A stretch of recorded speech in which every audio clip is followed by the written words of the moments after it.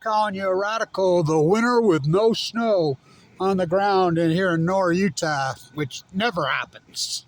I mean, we always get snow, not this year.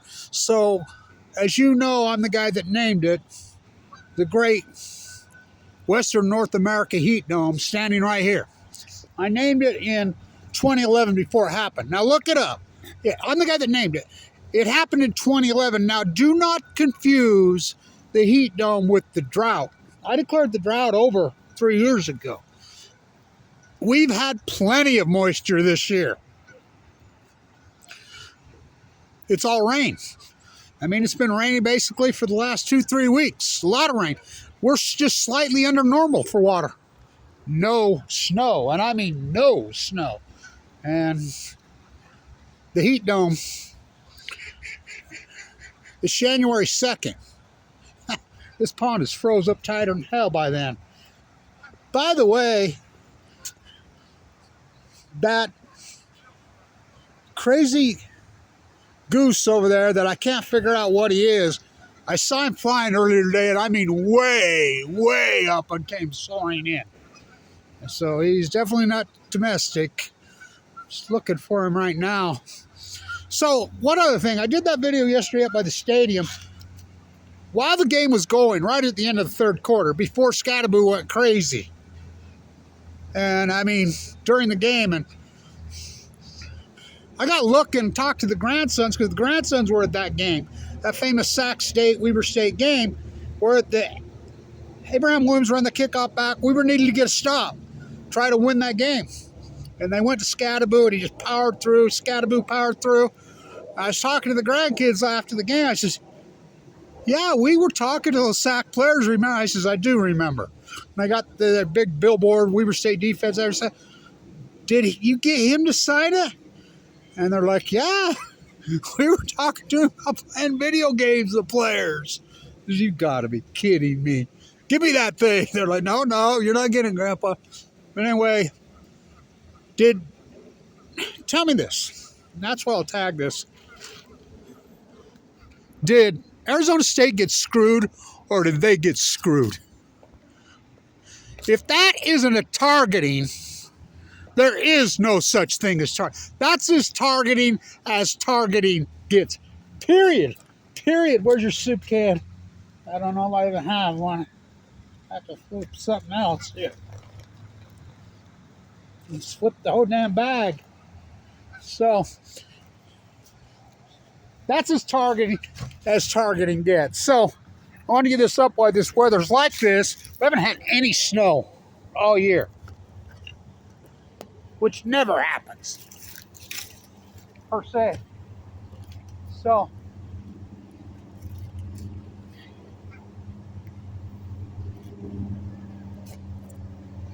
no snow on the ground, which you can look it up. This heat dome, which I stood right here and said,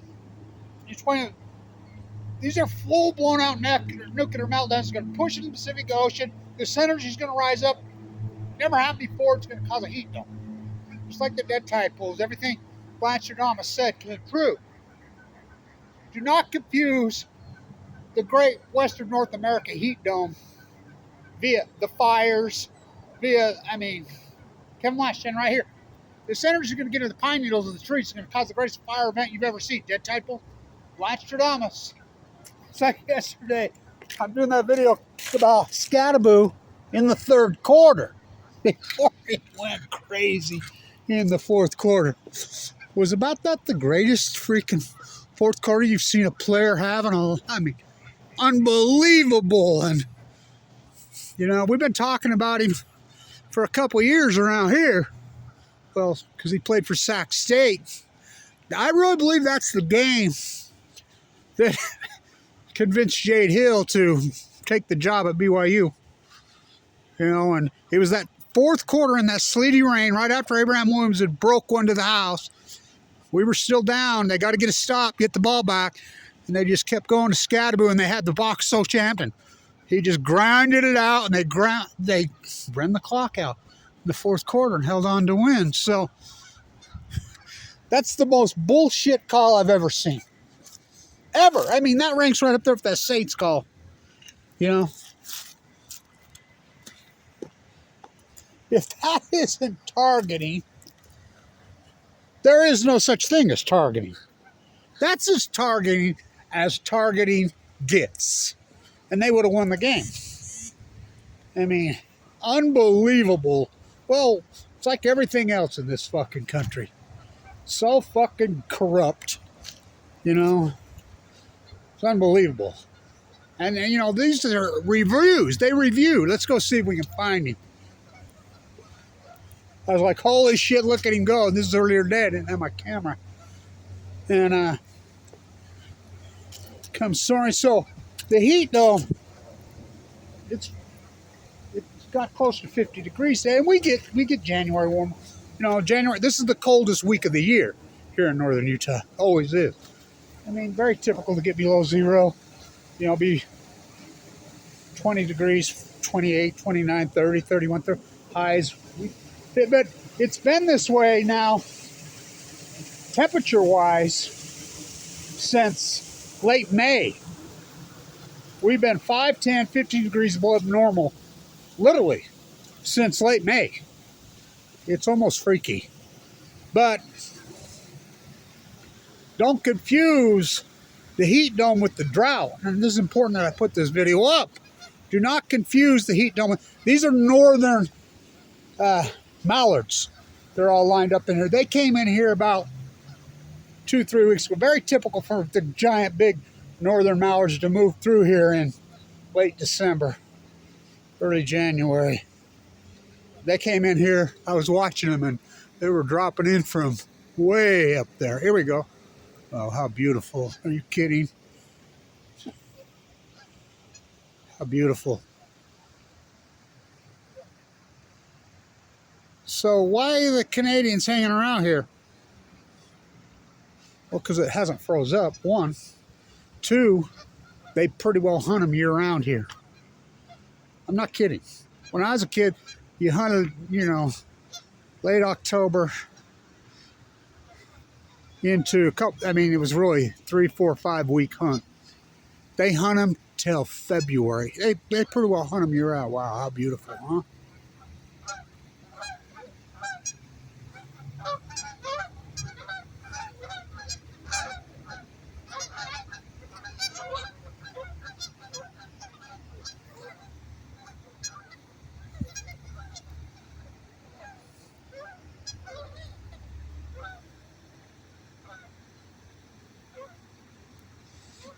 Let's see if we can find him. Where's he at? I couldn't believe it. I saw him. He's not a domestic. And I'm like, oh, it was way up there. Came cruising, landed right there. I don't know where he's at. A lot of Canadians.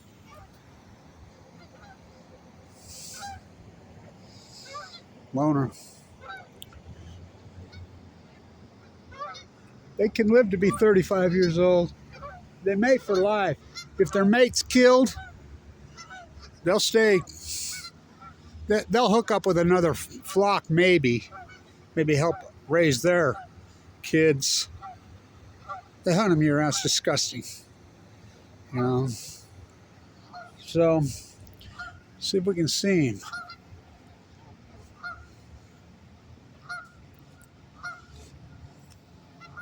You know, there's a couple people that come in here and feed them.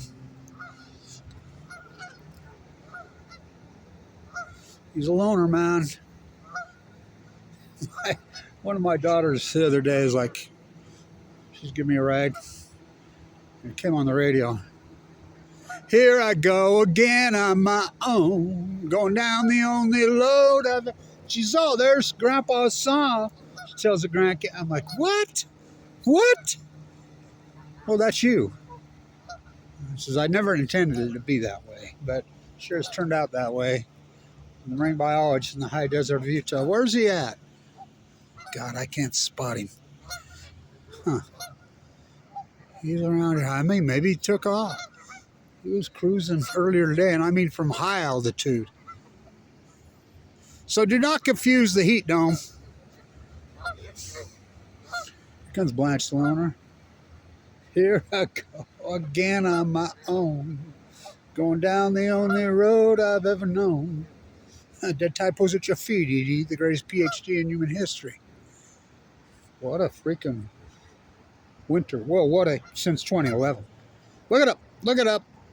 The greatest so-called drought, which really isn't a drought, but it is. I mean, it's like the spiral jetty out there. You know, as I documented it, you can look at my spiral jetty videos from 2012 when it's perfect, exact perfect levels. The Great Salt Lake was at perfect levels in 2012. I mean, this heat dome started in 2011. Just another Fukushima coincidence. Well, I'm a real scientist. I don't do coincidence. Where the hell is he? I can't spot him. Can you? Looking. The winter with no snow. I mean, none. It hasn't snowed. I mean, we got a trace, you know, a couple days, but I mean, this is northern. I mean, that's the Olympic down here. That's basin right there. But I mean, we've had plenty of moisture. What's the heat? You know, again, do not confuse the Great Western Heat Dome, which, I mean, very real. I'm the guy that named it, with the drought. We've had plenty of water the last 3 years. Plenty. You know, and by the way, everybody's going to save the Great Salt Lake. Okay. Politicians getting involved. We're going to appropriate money, even at the Fed level now. Say, they're gonna. Well, what are they gonna do? Give some attorneys some money? That's what they're gonna. The only thing that can save the Great Salt Lake's Mother Nature. She's been working on it the last 2 years. But another thing with the Great Salt Lake people don't understand, they don't get, is the fact that the Great Salt Lake isn't just about not enough water running into it. It's the heat. That lake can lose 18 inches a day through evaporation. And it's been literally that hot this summer. There he is. Blanch the Gosse. He's something else, man. Everybody was arguing with me up here that he was a domestic. I'm like, no, he's not. He was flying in formation with a group one day. Leading. I got a video of it. He came soaring from way up there earlier today. I'm wanting to get this. He's a piece of work, ain't he? What is he and who is he? He's not domestic. Well, he might be a half-breed, domestic and wild. But he's something. He's been here all winter. He's been here since October. He's something.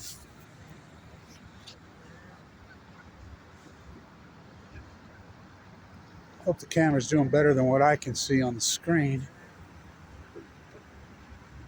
He's something else. What do you figure he is? He's obviously a crossbreed of some sort. But he's not domestic. He was flying earlier today, and I mean from way up there. Comes soaring in. He was flying here a while back, and he looks old to me. You know, again, Canadians can live to be 35 years old. Well, they don't live to be 35 years old anymore. You know, well, they hunt them out, and they've lost their habitat in a big way. You know, developers, and so he's something else. Glad I found him. He's just chilling, like Bob Dylan. I told the kids that day, the grandkids, "What you doing, Grandpa?" I says, "Chilling like Bob Dylan." Who's that? Yeah, well, it's when you know you're getting old. We're all getting old. Like landslide, bring a mirror in the sky. The camera work pretty well sucks, Blanch. Yeah, I know.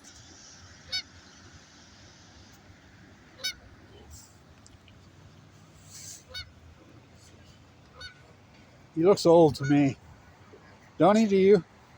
It's like an old wise guy.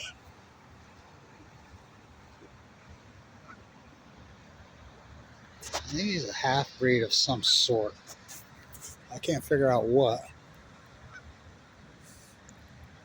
But he can fly, and I mean fly. Saw him today, come way up there.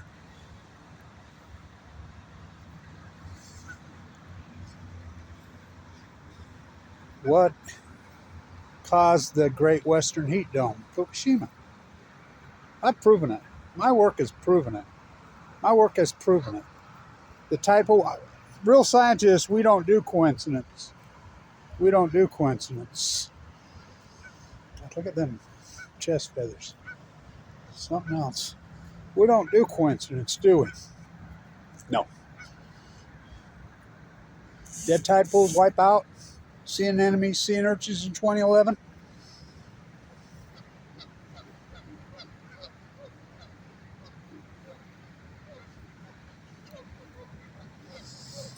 The well starvation event, all the scientists, well, the fake scientists, they've been in denial, they're coming out and agreeing with Kevin Blanch now.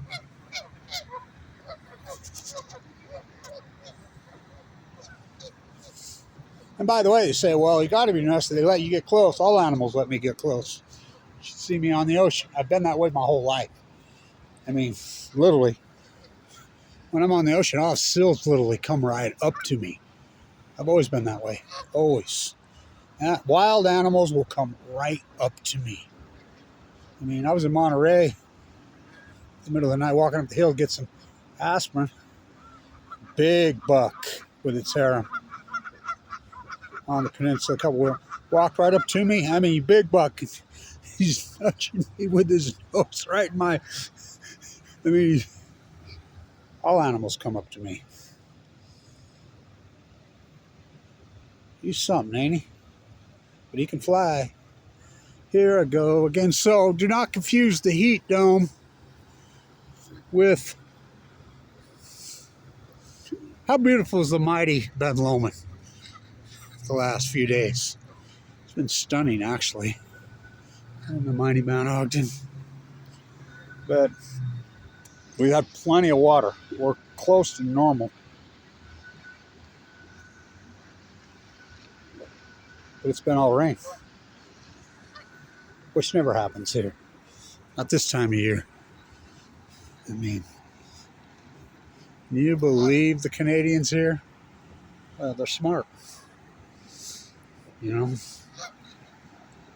they've really, what they've done to the wetlands on the Great Salt Lake is disturbing. Well, they've developed them.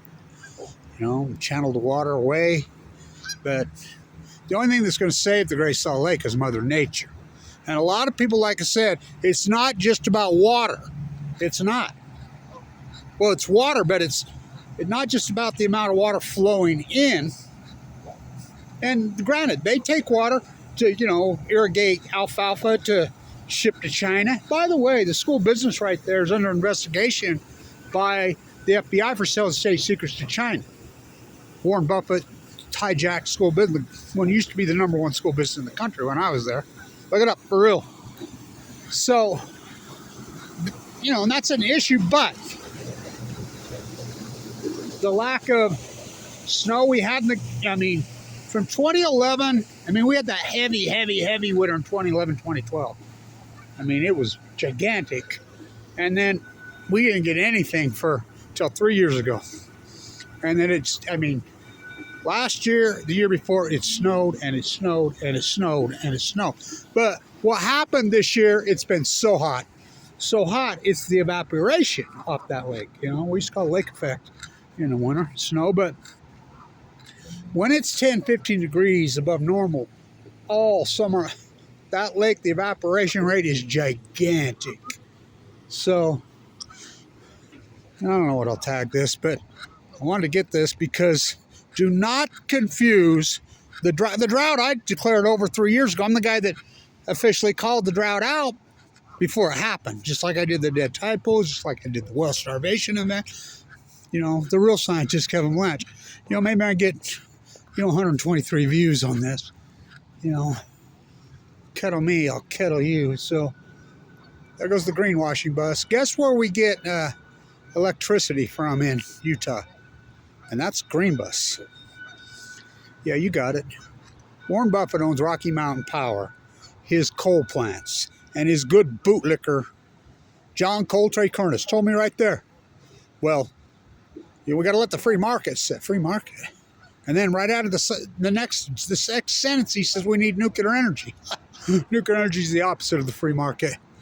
You know, so that's where we get our electricity from. Now, that's a solar canopy right there, 2,500 solar canopies right there. Now, they're trying here. But we get our electricity in Utah from Warren Buffett's coal plants. By the way, just like I predicted, they're bringing in the nuclear waste from Fukushima, which I predicted clear back then, too. Just southern Utah in the middle. And bootlicker Cox, who's the worst governor in the history of this state, bar none. Well, that guy is he's just pathetically stupid. You know, and being played by, well, he's a Bill Gates puppet, his jackalope factory up in Cameron, Wyoming. So, but anyway, I watched the targeting play because I was listening on the radio. That's what I'm going to call it.